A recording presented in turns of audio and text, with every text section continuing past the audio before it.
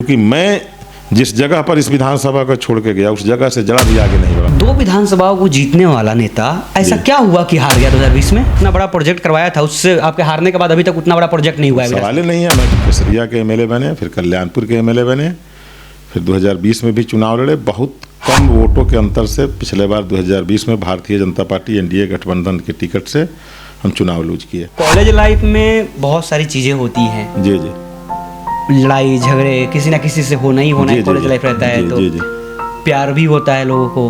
तो सर कुछ ऐसा हम लोग विद्यार्थी परिषद जो संगठन है, जिस विचारधारा की संगठन है, तब उस विचारधारा की सरकार नहीं होती थी तो हम लोग सरकार के खिलाफ भी लड़ते थे। मेरे ही टाइम में मैं ही आदरणीय कुणाल किशोर जी जो आज इस दुनिया में नहीं है, मैं उनको नमन करता हूं, उनका वंदन करता हूं।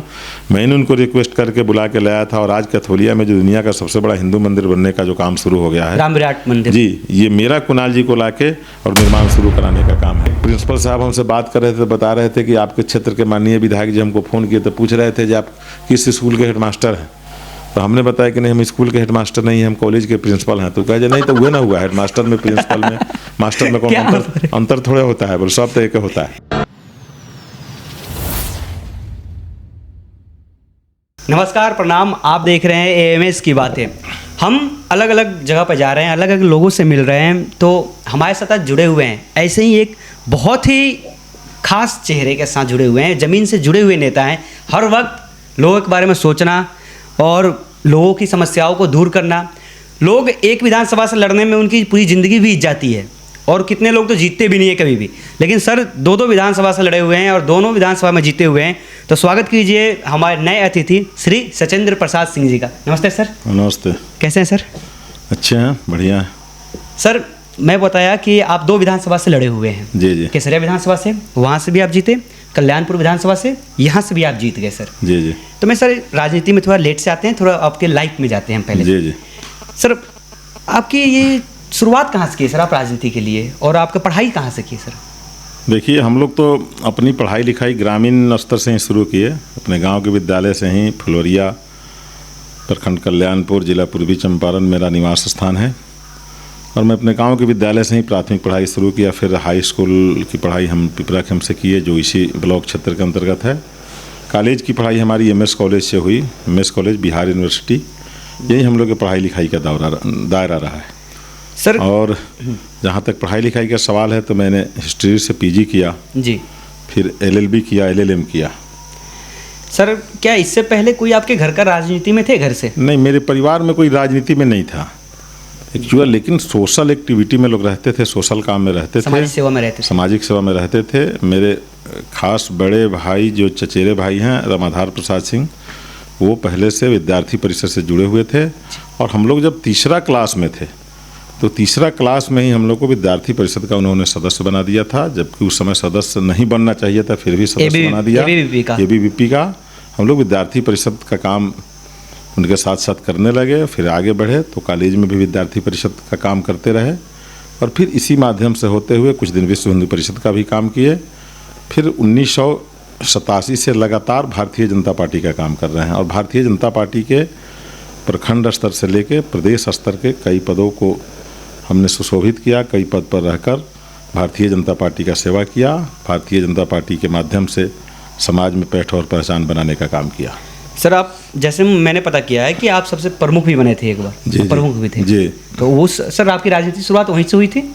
नहीं, राजनीतिक शुरुआत तो आपको मैंने बताया कि सांगठनिक शुरुआत तो विद्यार्थी परिषद से ही हो गया, और फिर विद्यार्थी परिषद के बाद हम लोग भारतीय जनता पार्टी का काम करने लगे।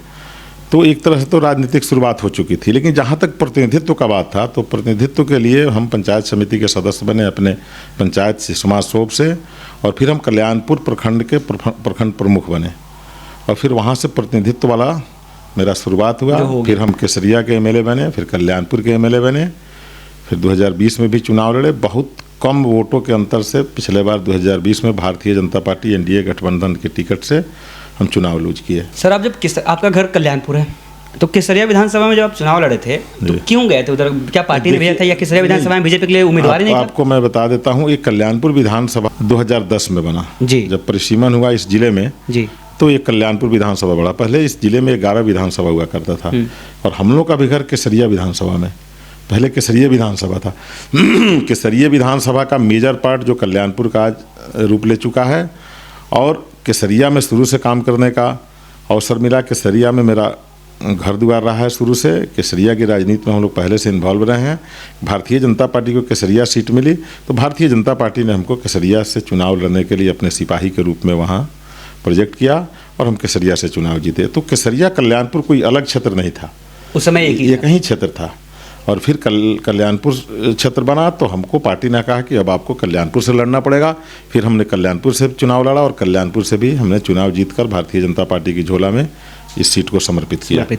तो ऐसा नहीं था कि केसरिया कोई अलग सीट था और कल्याणपुर कोई अलग जगह था। जब अलग हुआ तब आप कल्याणपुर में, कल्याणपुर पार्टी हमको कल्याणपुर भेज दिया तो हम कल्याणपुर आ गए। सर, कॉलेज लाइफ में बहुत सारी चीज़ें होती हैं। जी जी, लड़ाई झगड़े किसी ना किसी से होना ही होना है। कॉलेज लाइफ रहता है तो प्यार भी होता है लोगों को। तो सर कुछ ऐसा इंटरेस्टिंग था? हाँ, सब कुछ इंटरेस्टिंग है और सब कुछ हुआ है। सब कुछ हुआ है, सब कुछ हुआ है जी। प्यार तो एक ऐसा शब्द जिसकी आप चर्चा कर रहे हैं जी। जी, आदमी से प्यार करता है, मानवता से प्यार करता है, प्रकृति से प्यार करता है, पशु पक्षी से प्यार करता है। जिस आदमी में प्यार नहीं होगा वो तो आदमी ही नहीं है। वो तो या तो दानव है नहीं तो देवता है, और देवता भी है तो देवता को भी किसी न किसी से प्यार है। देवता को अगर प्यार नहीं रहता तो फिर देवता के प्यार का अट्रैक्शन आप तक पहुंचता है, तभी आप उस देवता तक खींच के जाते हैं। चाहे आप राम से प्यार करें, कृष्ण से प्यार करें, जिससे प्यार करें, आपको प्यार है या देवता को भी प्यार है तभी आप वहाँ तक खींच के जाते हैं। इसलिए प्यार तो हर आदमी को करना है। आपको अगर हमसे प्यार नहीं रहता तो हमारे पास नहीं आते। आपको इस कमरे से प्यार नहीं रहता तो कमरा लेकर नहीं घूमते। तो ये प्यार जो शब्द है, अब कई लोग इसको कुछ दूसरे अर्थ में ले लेते हैं कि किसी लड़की से किसी को प्यार हुआ तो वही प्यार है। हम अपने माता पिता से भी प्यार करते हैं, अपने भाई से भी प्यार करते हैं, बहन से भी प्यार करते हैं, समाज के लोगों से भी प्यार करते हैं। तो विद्यार्थी लाइफ में भी जो अपना एक ग्रुप होता है, अपना एक जो समन्वय होता है, तो प्यार तो निश्चित रूप से होता ही है, हर आदमी को होता है, चाहे जिस प्रकार का। किसी को कोई चोर हो जाता है जी, उसको चोरी से प्यार है तो वो चोर हो जाता है। कोई साधु हो जाता है, उसको साधुत्व से प्यार है तो वो साधु हो जाता है। इसलिए प्यार सबको होता है। ये कोई भी कहेगा, जो भी जीवंत आदमी है, जो भी मनुष्य है कि हमको प्यार नहीं है, तो ये ऐसा नहीं है। सबको प्यार किसी न किसी से होता है। रह गया कि अब विद्यार्थी लाइफ में जो लड़ाई झगड़े होते हैं, चाहे विद्यार्थियों के बीच या कहीं कोई मुद्दे को लेकर लड़ने भिड़ने का, तो उस मामले में भी हम लोग उबल रहे हैं। विद्यार्थी परिषद के माध्यम से विद्यार्थियों के हित की लड़ाई हम लोग शुरू से कॉलेज लाइफ में, स्कूल लाइफ में लड़ते रहे हैं, प्रशासन से लड़ते रहे हैं। हम लोग विद्यार्थी परिषद जो संगठन है, जिस विचारधारा की संगठन है, तब उस विचारधारा की सरकार नहीं होती थी तो हम लोग सरकार के खिलाफ भी लड़ते थे। क्योंकि सरकार हमारे सोच और अनुकूल नहीं थी तो हमारी बात को ठीक से नहीं समझती थी। सरकार कांग्रेस पार्टी की होती थी, कम्युनिस्ट पार्टी की होती थी, आरजेडी की होती थी, और वो विचारधारा हमसे नहीं मिलता था तो हम उनका विरोध करते थे, जो विद्यार्थियों के हित में नहीं होता था। विद्यार्थियों के हित की लड़ाई हम लोग बराबर लड़ते थे। प्रशासनिक लड़ाई भी हो जाती थी, कभी कभी प्रशासन से भी उलझन हो जाती थी। इसलिए ये लड़ाई झगड़े चलते रहते थे, लेकिन सकारात्मक, नकारात्मक कोई लड़ाई नहीं होती थी। कोई चोरी उचक्कई, देशडर, जो अलग तरह का चीज़ है, अलग रास्ते पर जाने वाला, अलग रास्ता मीन्स की जो गलत रास्ते पर जाने वाला है, उस रास्ते की कोई लड़ाई हम लोग के जीवन में कभी समाज की सेवा नहीं हुई है। हाँ, समाज के लिए समर्पित, विद्यार्थियों के लिए समर्पित, इंसानियत के लिए समर्पित, उस प्रकार की बहुत सारी लड़ाइयाँ हम लोग अपने लाइफ में हुई है और बहुत सारी लड़ाई को हम लोग लड़े। उस समय सर जेल वोल जाना होना, केस हुआ था कुछ? हाँ, उस समय भी केस हुआ था। आगे चल के हम लोग जेल भी गए थे। कई सामाजिक लड़ाई में हमको लगता है कि 4 या 5 बार हम जेल गए हैं। और उस समय विद्यार्थी की लड़ाई में जेल गए हैं, समाज की लड़ाई में जेल गए हैं, पुलिस के खिलाफ लड़ाई में जेल गए हैं। कई बार प्रशासनिक लड़ाई हुई है, केस मुकदमा भी हुआ है। अभी भी कुछ न कुछ हो ही जाता है। कभी न कभी कोई समाज के लड़ाई के लिए हम लोग आगे आते हैं तो कुछ न कुछ स्थिति बन जाती है। और जो पॉलिटिकल विरोधी लोग हैं वो भी इस इंतजार में रहते हैं कि जरा भी मौका मिले तो हम लोग कहीं ना कहीं कोई काम लगा दें। तो ये सब तो कुछ चलता रहता है। सर, आप कितने भाई हैं? हम 2 भाई हैं। हमसे एक बड़े भाई हैं जी। नहीं, हमारे जो बड़े भाई हैं वो विशुद्ध रूप से किसान हैं, खेती बाड़ी अपना घर का काम देखते हैं। मैं उनका छोटा भाई हूँ। मैं 2 भाई हूँ। मैं राजनीति से जुड़ा हुआ हूँ और मैं मेजर टाइम राजनीति का काम करता हूँ। राजनीति एक तरह से मेरा प्रोफेशन है। राजनीति का काम ही मैं शुरू से करता रहा हूँ। सर, कॉलेज लाइफ हो या ज़िंदगी किसी भी फील्ड में जाइए आप जी, एक न एक दोस्त ऐसा जरूर होता है जो हर सुख दुख में साथ होता है। कोई आपके साथ हो? नहीं, ऐसा तो आप मानवता की बात कर रहे हैं। जब मानव में कोई एक दोस्त होता है जिसको आदमी दोस्त कहता है। हाँ। लेकिन दोस्त तो कई सारे मिलते हैं। हम आपको पहले ही बताया ना, ये दोस्त और प्रेम ये लगभग मिला जुला शब्द है। हाँ। अगर इसका शब्दार्थ निकालेंगे तो कहीं ना कहीं जाके इसका शब्दार्थ भावार्थ सब एक ही जाके हो जाएगा। एक ही हो जाएगा। हाँ। तो आदमी को, हाँ, कुछ बातें होती है कि आदमी किसी से शेयर करता है। तो मेरे सबसे अच्छे दोस्त थे मेरे पिताजी, अच्छा। जो मुझको कोई भी बात होता था मैं उनसे शेयर करता था। बहुत पढ़े लिखे नहीं थे, लेकिन समाज का उनको अनुभव था। मैं अपनी बातों को उनसे शेयर करता था। मुझे कोई कठिनाई होती थी मैं उनसे शेयर करता था, और मुझको लगता था कि जो भी कुछ बताते थे मुझको सही रास्ता बताते थे, सही दिशा बताते थे, और मैं उनकी बातों पर अमल करता था। और जो दिशा वो बताते थे उस दिशा में मैं आगे बढ़ता था। तो मुझको लगता है कि मेजर टाइम मुझे सफलता मिलती थी।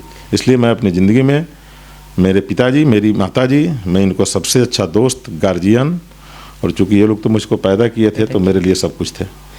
सर जैसा आप बोल रहे हैं पिताजी दोस्त थे, तो कुछ ऐसी बातें बताइए जो पिताजी के बातें हो जो आपके जीवन में बहुत ज़्यादा इम्पैक्ट डाला हो। हाँ, एकदम ऐसी बहुत सारी बातें हैं जो मेरे लिए आदर्श है, और मैं उसी आदर्शता पर मैं आगे भी काम करता हूँ, आगे भी काम करता रहूँगा। जैसे जीवन को कैसे जीना है, अपने जीवन को व्यवस्थाओं को किस प्रकार से व्यवस्थित करना है, अपने रूटीन को किस प्रकार से निर्धारित करना है, अपने काम को किस प्रकार से रूटीनबद्ध करना है, ऐसी बहुत सारी सीख और शिक्षाएं हमको पिताजी से मिलता था। माताजी से बहुत सारी शिक्षा मिलता था। 4 बजे भोर में जगना है बेटा, 4 बजे भोर में जग जाना है। हमारे लिए दिया की व्यवस्था करके, तेल की व्यवस्था करके रखते ना, आज 4 बजे भोर में उठ के पढ़ना है। आपको 6 बजे अपना नित्य क्रिया से पुनर्निवृत्त होना है, फिर आपको पढ़ाई लिखाई करना है, घर का कुछ काम करना है। तो समय समय पर ऐसा जो गाइडलाइन इन लोगों से मिलता था, जो इन लोगों से दिशा दर्शन मिलता था, बहुत सारी चीज़ें उनका मुझको याद रहता है। जीवन को कैसे साधारण ढंग से जिया जा सकता है, कैसे अपने आप को स्वस्थ रखा जा सकता है, कैसे अपने आप को व्यवस्थित रखा जा सकता है, ऐसी बहुत सारी चीज़ें उनका जो मेरे लाइफ के लिए जो मेरे लाइफ के लिए आदर्श है, जो मेरे पिताजी का बताया हुआ है, मेरे पिताजी का ज्ञान दिया हुआ है। सर आप ज़्यादा कोई एक बात नहीं है, एक बात नहीं है, बहुत सारी बातें जीवन में अभी तक जो जी रहे हैं आधी बातें उन्हीं की, जी जी जी जी, उन्हीं के मार्गदर्शन में चल रहा है, उन्हीं की बातों से चल रहा है। जी जी जी। सर आप ज़्यादा करीब किसके थे, माताजी के या पिताजी के? नहीं, दोनों के। दोनों के। हाँ। कोई भी बात हो बेबागी से दोनों आदमी से शेयर नहीं, करना? बहुत सारी बात माताजी से शेयर नहीं करते थे। अब आपको कुछ बात ऐसा हम बता रहे हैं कि माताजी हमारी, हम स्वाभाविक है कोई भी बच्चे को माँ ज़्यादा प्यार करती है। माँ ज़्यादा प्यार करती है। हाँ, पिताजी का थोड़ा दबाव रहता है, समय पर पढ़ना है, स्कूल जाना है, ये काम करना है, वो काम करना है, डर भी लगता है। माताजी से थोड़ा कम डर लगता था, क्योंकि माताजी ज़्यादा प्यार करती हैं। कोई भी माताजी हो, बच्चे को ज़्यादा प्यार करती हैं। पिताजी का स्वभाव थोड़ा था कि समय पर स्कूल नहीं निकला, समय पर पढ़ाई लिखाई नहीं किया, तो पिताजी की बातें थोड़ी कड़क होती थी, और माताजी का अधिकाधिक बातें प्यार का होता था। ठीक है, अच्छा अभी नहीं पढ़ा है तो आधा घंटा बाद पढ़ लेगा, 1 घंटा बाद पढ़ लेगा, या इस प्रकार का कोई भी बात होता था। लेकिन पिताजी भी बराबर गाइड करते रहते थे, और माताजी, और दोनों का प्यार मुझे समान रूप में मिलता रहता था। और हर उनका जो भी बात था, जो भी दिशा था, जो भी ज्ञान था, उनका सीख था। मैं आपको बता दूं, आज भी मैं अपने माता पिता दोनों लोगों का आदर्श मूर्ति स्थापित किया हूँ अपने कैंपस में। मैं देखा हूँ जब घूम, आप देखे हुए हैं। मैं सुबह जगता हूँ तो सबसे पहले अपने माता पिता को जाके उनका चरण स्पर्श करता हूँ, और फिर अपने मन को 1 मिनट के लिए चिंतन में डाल के चिंतन करता हूँ।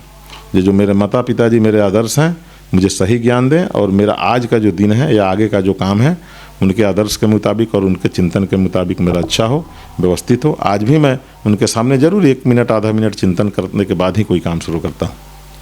सर जब आप पीजी कर लिए, बढ़िया से पढ़े लिखे, घर वाले ने बहुत बढ़िया पढ़ाया, तो ऐसा नहीं बोला लोग कि आप सरकारी नौकरी करो? बिहार का तो सर जानते ही है, चलन ही सरकारी नौकरी करो, फिर राजनीति में आया पाए। मुझको सौभाग्य इस बात का प्राप्त हुआ कि कभी मेरे माता पिताजी या मेरे परिवार के लोगों ने, मेरे चाचा जी थे, 2 चाचा जी थे, और लोग भाई थे, किसी ने कोई प्रेशर नहीं किया। क्योंकि परिवार बहुत संपन्न नहीं था, लेकिन इतना विपन्न भी नहीं था कि दाल रोटी का कोई प्रॉब्लम नहीं था हम लोगों को।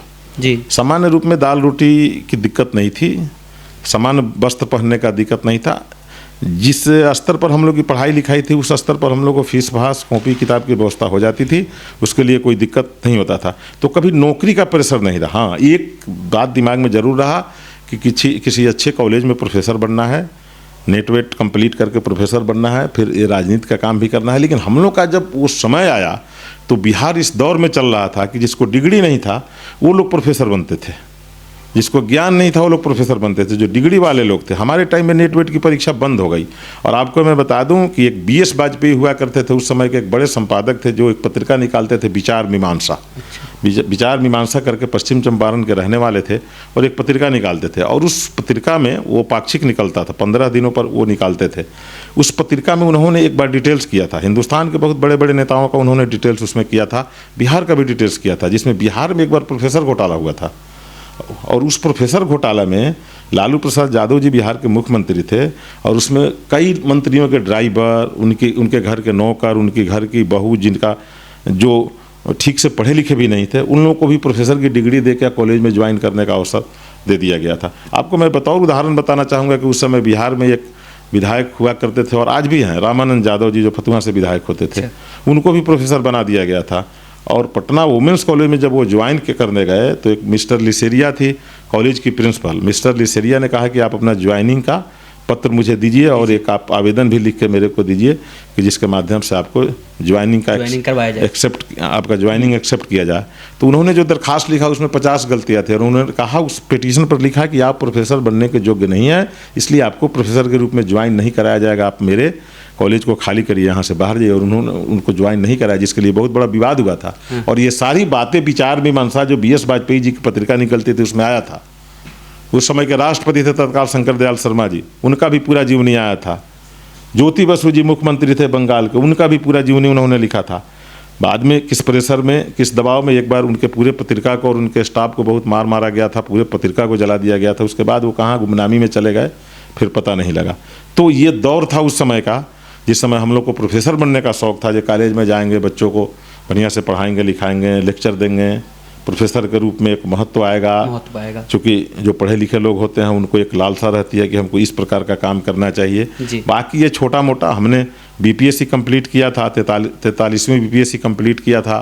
वीडियो की नौकरी के लिए हमको अवसर मिला था, लेकिन हमने ज्वाइन नहीं किया। उस समय हमको शौक़ नहीं था ये सब काम करने का। एक शौक़ था जरूर प्रोफेसर बनने का, लेकिन वो भी शौक़ पूरा नहीं हुआ। राजनीति अपना निरंतर कार्य था, तो इसी को करते करते इसी में आगे जो होना हुआ। सर, आप केसरिया विधानसभा, कल्याणपुर विधानसभा जब एक था तो आप केसरिया विधानसभा के विधायक थे। जब अलग हुआ आप, मतलब दोनों में, जब दोनों एक था तब आप लड़े और जीत गए, इतने बड़े विधानसभा। नहीं, आपको मैं बता रहा हूँ, 10 में मैं केसरिया विधानसभा में लड़ा। उस समय केसरिया विधानसभा अलग हो चुका था, 10 में ही बना कल्याणपुर विधानसभा। अच्छा, उसी समय आप केसरिया से जीत गए जी। फिर आप उसके बाद 15 में कल्याणपुर हमको ट्रांसफर कर दिया, यहाँ से भी जीत गए जी। तो 2 विधानसभाओं को जीतने वाला नेता ऐसा क्या हुआ कि हार गया 2020 में? देखिए, 2020 में हम चुनाव इसलिए हार गए कि कभी कभी आदमी को ओवर कॉन्फिडेंस हो जाता है जी। हम काम बहुत अधिक किए थे इस विधानसभा में, और अधिक काम करने का, अधिक संपर्क होने का एक निगेटिविटी भी हो जाता है। अब आप 10 काम किए, 11वां काम नहीं हुआ तो लोग उसी को मुद्दा बना लेते हैं। कुछ हमारी अपनी भी कमी थी कि मैं समझा कि हमने जिस तरह से काम किया है समाज के लिए, समाज हमको उस प्रकार से सपोर्ट करेगा। समाज सपोर्ट किया भी। मैं 500 वोट के अंतर से चुनाव हारा, तो इसमें कई प्रकार की कोई एक कमी नहीं रहा। चुनाव हारने में कोई हमारी एक कमी नहीं रही। कुछ प्रशासनिक कमी भी रही, अच्छा, हमारी भी कुछ कमी रही, हमारे और भी लोगों की कुछ कमी रही, कुछ सोशल जो सिचुएशन था उस समय उसकी कुछ कमी रही। और मेरा एक स्वभाव रहा है शुरू से, मैं राजनीति इसलिए नहीं करता हूं कि मुझे पद पे जाना चाहिए। मैं राजनीति इसलिए करता हूं कि मेरी जो जानकारी है उसका उपयोग राजनीति के माध्यम से हो जाता है। राजनीति की जो नहीं, कल्याण से भी मतलब नहीं है। कल्याण तो सब काम नहीं कर सकते, हम कल्याणकारी आदमी नहीं है, हम काम के आदमी हैं। अच्छा। कई बार काम करने में किसी का कल्याण भी हो जाता है। हाँ। कहीं कहीं आदमी का कल्याण भी हो जाता है, चूंकि उस आदमी का अनुकूल नहीं होता है, उसको लगता है कि मेरा कल्याण नहीं हुआ। हाँ। तो ये भी हो जाता है। तो उस प्रकार के हम आदमी नहीं, हम किसी काम के उद्देश्य में रहते हैं, काम के फेर में रहते हैं, अधिक से अधिक लोगों का काम हो जाए। कई बार हम राजनीति करते हैं, हम तो कोई साधु वाले जमात के आदमी हैं नहीं, न हम तपस्वी हैं, न संत हैं, न आध्यात्मिक हम कोई गुरु हैं, न दार्शनिक आदमी है, न बड़े धार्मिक आदमी हैं, हम राजनीतिक आदमी हैं। तो हमसे भी कुछ कमी होगी, कुछ गलती होगी, और कभी कभी कोई कमी और गलती कहीं कहीं उदाहरण बन जाता है। उसके चलते आदमी को कभी कभी विश्वास में, रक्षा में हत्या भी हो जाती है, तो विश्वास में भी धोखा हो जाता है। तो वो कुछ हुआ, अब चूँकि लूज कर गए। और जहाँ तक चुनाव हारने का सवाल है, तो ये चुनाव जीतना हारना ये तो अपने बस की बात है नहीं। जनता को जो प्रिय लगता है जनता वो करती है। इस बार सर क्या आपका प्लानिंग है? अगर 2025 में आपको टिकट मिलता है, और जहाँ तक पता है कि आपको ही टिकट मिलेगा, तो आपको टिकट मिलता है तो क्या थोड़ा दिमाग का, दिल और दिमाग दोनों का इस्तेमाल कीजिएगा, सिर्फ दिमाग का इस्तेमाल करके चुनाव लड़िएगा? आपको मैं एक बात बता देता हूँ, आप मेरे विषय में क्षेत्र में आप पता कर लीजिएगा। मैं चुनाव जिस दिन हारा जिस दिन रिजल्ट आया और चुनाव जिस दिन हारा उस दिन भी मैं मोतिहारी से निकला तो अपने क्षेत्र में 5 जगह बैठ के 5 जगह न्योता करके 5-10 आदमी से मिल के मैं घर आया। मेरा ये निरंतर का काम है। मेरा ये टिकट मिलने और नहीं मिलने से राजनीति पर कोई असर नहीं पड़ने वाला है। अच्छा। आप सुबह मेरे पास 10 बजे आने वाले थे, अब 10 बजे आए भी होंगे, मेरे पास देखे होइएगा, मैं हाँ हाँ हमारी स्थिति अब देखे होइएगा। हाँ, मैं देखा। तो ये नहीं है कि मैं जो काम करता हूँ मेरे पास पद है इसलिए मैं काम करता हूँ, मेरे पास कद भी है। जिसके पास अपना कद रहता है ना, तो अगर पद हो गया, कद और पद दोनों एक साथ मिलता है तो प्रभावी हो जाता है। सिर्फ पद से आप अपने आप को प्रभावी नहीं बना सकते। अगर आपके पास कद है, पद नहीं रहेगा तब भी आप प्रभावी हैं। आपके पास जानकारी है, नॉलेज है, अब काम के लिए जो आदमी को योग्यता है और योग्य आदमी को आदमी संपर्क में लेके बहुत सारे तरह का जानकारी, बहुत सारे की ज़रूरत का काम आदमी करता है। तो इस बार अगर हमको पार्टी टिकट देती है तो पार्टी हमको टिकट देगी, हम चुनाव लड़ेंगे, निश्चित रूप से समाज का सपोर्ट मिलेगा। और जो लोग उस समय थोड़े अनबन में थे, हमसे जो रुष्ट थे, नाखुश थे, अब बहुत सारे लोग हैं जो मिलते हैं और आज कहते हैं कि नहीं हम लोगों से कमी हो गया, गलती हो गया। क्योंकि मैं जिस जगह पर इस विधानसभा को छोड़ के गया उस जगह से जरा भी आगे नहीं बढ़ा। मेरा जो प्रोजेक्ट था, मेरे प्रोजेक्ट का अभी तक कोई एक भी बड़ा काम इस विधानसभा में नहीं हो पाया। आप कह रहे हैं जितना बड़ा प्रोजेक्ट करवाया था उससे आपके हारने के बाद अभी तक उतना बड़ा प्रोजेक्ट नहीं हुआ है। सवाल ही नहीं है। मैं केसरिया का विधायक था, केसरिया में लंबे टाइम से एक लड़ाई चल रही थी जो हमको 70 घाट पर पुल का निर्माण कराना है। सैकड़ों बरस की लड़ाई थी। मैं विधायक बना और मैं उसका टेक्निकलिटी समझा, उस विषय को समझा और उस विषय को ठीक से मैंने परसों किया। तो मैंने 70 घाट पुल का निर्माण कराया जो वहाँ का सबसे बड़ा मुद्दा था, जो आज पूर्वी चंपारण जिला के केसरिया की तरफ से जो छपरा को जोड़ती है, मसरक की तरफ को जोड़ती है। आप जाके देखिए उतना बड़ा। मैं कल्याणपुर का विधायक बना, आज 70,000 परिवार एक मदर डेयरी से जुड़ा हुआ है जी।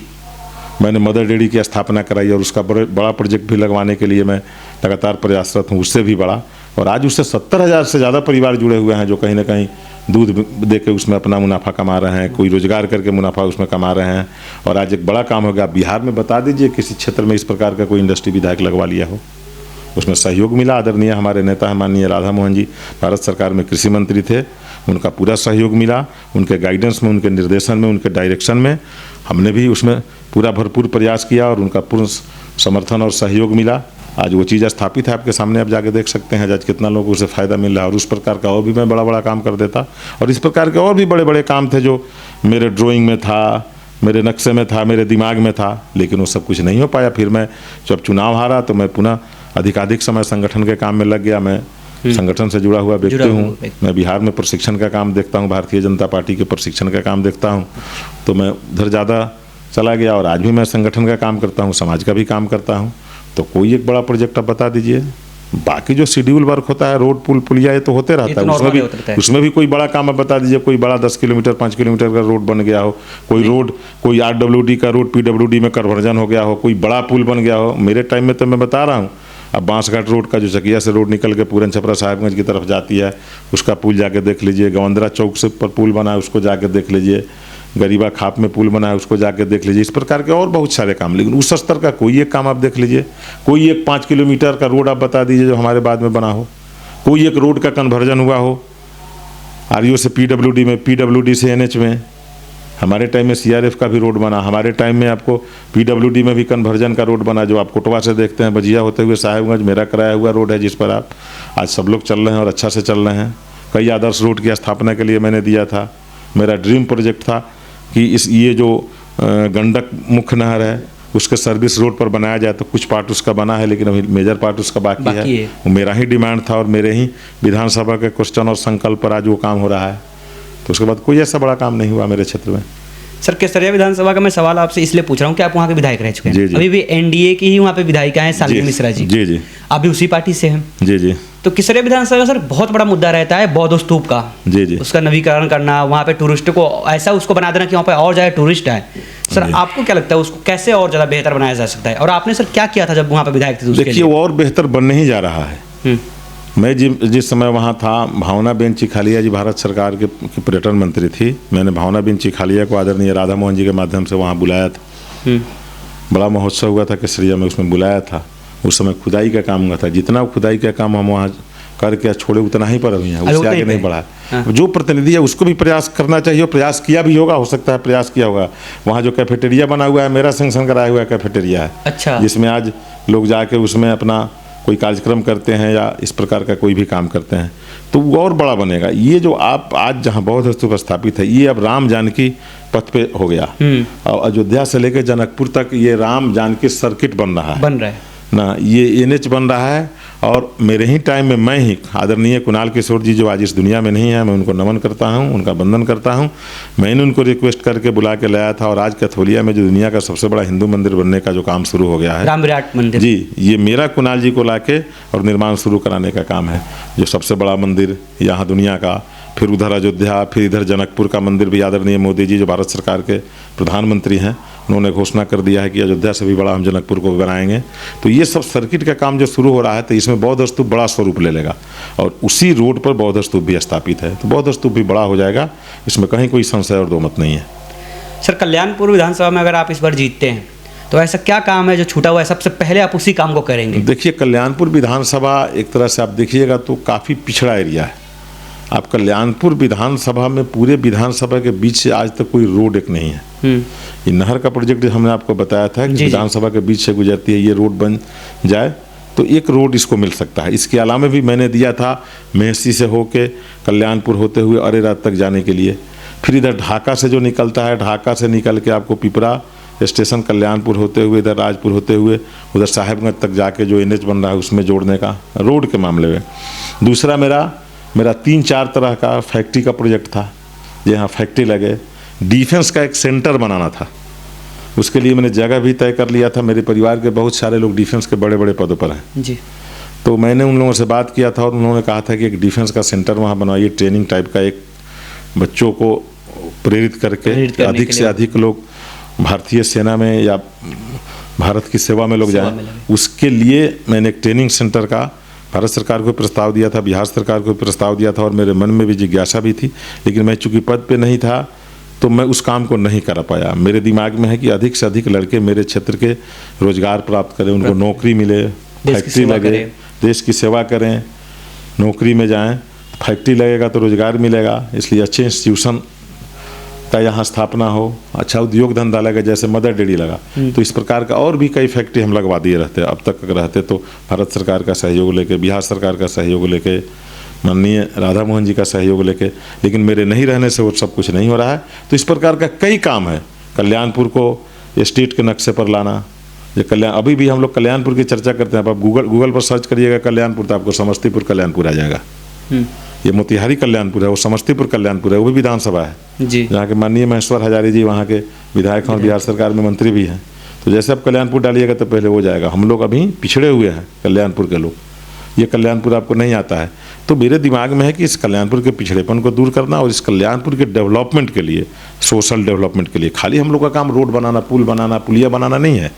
हम लोग का काम सोशल एक्टिविटी को भी आगे बढ़ाना है। सामाजिक जो गतिरोध है उसमें भी समन्वय पैदा करके समाज को आगे बढ़ाना है, समाज में समन्वय बनाना है, आपसी भाईचारा, प्रेम, सौहार्द। आप आज देखते होइएगा मेरे क्षेत्र में आज कितना सामाजिक गतिरोध फैला हुआ है, जात के झगड़े, कुछ खास व्यक्तियों का दबाव, कुछ लोगों को लगता है कि हम नियम कानून सबसे ऊपर हैं, कुछ भी करेंगे तो हमारा कुछ नहीं बिगड़ेगा, फिर भी उनका कुछ बिगड़ता है। आज कानून की राज है दिल्ली में, बिहार में, तो उनका बिगड़ जाता है, लेकिन उनके दिमाग में रहता है हम प्रतिनिधि हो गए तो हम सबसे ऊपर हो गए, हमारे सामने कोई है नहीं, हम बुद्धिमान हो गए। ऐसे ऐसे हमारे यहाँ प्रतिनिधि लोग हो गए हैं जो जब बात करते हैं, एक प्रिंसिपल साहब हमसे बात कर रहे थे, बता रहे थे कि आपके क्षेत्र के माननीय विधायक जी हमको फ़ोन किए तो पूछ रहे थे कि आप किस स्कूल के हेडमास्टर हैं। तो हमने बताया कि नहीं, हम स्कूल के हेडमास्टर नहीं हैं, हम कॉलेज के प्रिंसिपल हैं। तो कहे नहीं तो हुए ना हुआ, हेडमास्टर में, प्रिंसिपल में, मास्टर में कौन अंतर थोड़े होता है, बोले सब तरह के होता है। तो जहाँ ऐसा शिक्षा प्राप्त करने वाला लोग हैं जिनको हेडमास्टर, प्रिंसिपल, स्कूल, कॉलेज, उच्च विद्यालय, मध्य विद्यालय, प्राथमिक विद्यालय में कोई अंतर समझ में नहीं आवे तो फिर कभी कभी जनता भी फंस जाती है किसी न किसी बहकावे में, किसी न किसी लोभ में, किसी न किसी लालच में, तो कुछ गलत लोगों का चयन हो जाता है। जैसे बिहार में हो गया, लंबे टाइम तक 15 साल तक बिहार पिछड़ेपन में गया ना। जब बिहार में शुद्ध पायखाना करने का लोग एक जगह नहीं मिला, और वो काम जब होने लगा तो उसी प्रकार के लोग लगे उसमें गतिरोध पैदा करने और विरोध करने। तो ये कभी कभी हो जाता है। सर, लोग बहुत कहते हैं कि जो प्रतिनिधि जीत जाते हैं वो कभी जीतने के बाद हमारे क्षेत्र में नहीं आते, तो क्या कभी आप हारने के बाद अपने क्षेत्र में घूमे जाते हैं? ये बात तो लोग बताएंगे ना जी, हम तो जो बात कहेंगे आपको, कौन आदमी किसी आदमी को आप कह दीजिए आप चालाक आदमी नहीं है तो उसे मरे मरी ना होगा। किसी को भी बोल दीजिए आप मेरे क्षेत्र के गांव में जाइए जी। और चुनाव हारने के बाद भी मेरा कोई भी गांव आप ले लीजिए, कोई भी एक गांव ले लीजिए, और जो आदमी गांव में रहता हो, अब जो बाहर रहता हो आसाम से आया हो या आसाम रहता हो उससे पूछिएगा तो उसको क्या बताएगा वो तो हम नहीं जानते। नहीं। लेकिन जो गांव में रहता उससे जाके आप पूछिए कि आपके यहाँ सचिंदर जी कभी आते हैं कि नहीं आते हैं, शादी ब्याह के मौके पर, कोई फंक्शन के मौके पर, पार्टी के कार्यक्रम के स्तर से, कोई और समाज में ज़रूरत हो गया, गतिरोध हो गया, छठ पूजा के अवसर पर, दीपावली के अवसर पर, दशहरा के अवसर पर आपके यहाँ आते हैं कि नहीं, आपके सुख दुख में आप उनके यहाँ जाते हैं तो आपको भाव प्रेम देते हैं कि नहीं। मैं तो ऐसा तो नहीं है कि मैं सबको बांध के बुलाता हूँ अपने पास, चलिए हमारे पास आपको आना है। मैं आया तभी फिर भी आप देखें 100 आदमी से ज़्यादा मेरे पास बैठे हुए थे सबका। अच्छा, मेरे यहाँ एक और स्वभाव है मेरा कि बिना काम का मैं न किसी को बैठने देता हूँ, ना मैं खुद बैठता हूँ जी। मेरे पास खुद का इतना काम रहता है, मैं खेती बाड़ी वाला आदमी हूँ, मेरे दरवाजे पर पशु है, माल जाल है, और भी मेरा आप देख रहे हैं आप हमारे कैंपस में बैठे हुए हैं तो मेरा खेती बाड़ी का कई सामान सामने पड़ा हुआ है। हाँ, तो खेती बाड़ी का भी मैं काम करता हूँ। मुझे फुर्सत रहता है तो मैं किसी गरीब कमज़ोर बच्चे को भी बुला लेता हूँ कि आओ हम तुमको कुछ, हमारे पास जो बुद्धि ज्ञान है तुमको कॉपी किताब ले आओ, मैं कुछ आप तुमको बता रहा हूँ जो कि मेरे भी ज्ञान का वर्धन होगा जी। मैं भी पढ़ा लिखा हूँ, उसका भी उपयोग होगा। तो मैं खाली नहीं रहता हूँ, ना मुझे कोई खाली व्यक्ति मेरे पास बैठता है तो मुझे अच्छा लगता है। काम के लिए बैठिए, फिर अपना काम करिए। कोई काम नहीं है, झाड़ू उठा के सड़कें साफ कर देंगे तो एक तो गंदगी तो कम हो जाएगी। इसलिए मैं निरंतर काम में रहता हूं। और मैं चुनाव हारने के बाद भी आप कोई गांव मेरे क्षेत्र का, रेवेन्यू विलेज हो चाहे टोला हो, आप वहां जाइए और जाके वहां लोगों से पूछिए जब मैं वहां जाता आता हूं कि नहीं, मेरे पास वहां के लोग आते जाते हैं कि नहीं। और कोई भी जात बिरादरी का लोग है मुझको वोट नहीं देता है जी। मेरे पार्टी के विचार से हो सकता है कि उसकी मत भिन्नता हो, मेरे से मत भिन्नता हो, फिर भी कोई काम होता है मेरे पास आता है तो मैं उसका इज्जत करता हूं कि नहीं। ये बात आपको लोग बताएंगे। मैं तो अगर कहूँगा कि मैं जाता हूँ, आप मेरा फेसबुक खोल के देख लीजिए, लोग की बात छोड़ दीजिए, मैं आऊँगा सर, उस पे आऊँगा, आप देख लीजिए। 2010 में सर आप पे 2 केस थे, जैसे आप सबमिट किए थे अपना डॉक्यूमेंट्स, जब 2 केस थे। वो केस सर क्या मुद्दे पे थे? वो कॉलेज लाइफ के थे या ऐसे? नहीं, उसमें उस कॉलेज लाइफ का उसमें केस नहीं था। वो केस था, एक केस था कि उस समय जब लालू प्रसाद यादव की सरकार थी और वो सरकार समाज में गतिरोध पैदा करती थी, और उसी गतिरोध में पुलिस प्रशासन से एक लड़ाई हो गया था। वो चकिया थाना का केस था, एक डीएसपी थे यहाँ, उनसे कुछ विवाद हो गया था एक मर्डर केस को लेके, भुवन छपरा का एक मामला था जी। ये वो केस था। दूसरा केस एसडीओ साहब थे जो कहते थे कि हमको लालू यादव के अलावा और बिहार सरकार के अलावा मैं किसी की बात नहीं समझता हूँ, तो उनसे कुछ विवाद हुआ था, तो वो केस था। तो उस सब में हमारा जजमेंट हो गया। उसमें हम सब, उस केस में हमको रिहाई मिल गई। उसमें हाँ जी। मतलब उनका कहना था कि मैं सिर्फ बिहार सरकार लालू जी का ही बात मानूंगा। लेके कुछ हो गया, कुछ तनाव हो गया, कुछ विवाद हो गया, और हम लोग कुछ भी नहीं करते थे तब भी केस मुकदमा हो जाता था। चूंकि केस करने वाले को मुदाले चाहिए और हम लोग इजी रूप में मिल जाते थे लालू जी के सरकार के टाइम में। विरोध में रहेंगे तो मिलेंगे ही मिलेंगे।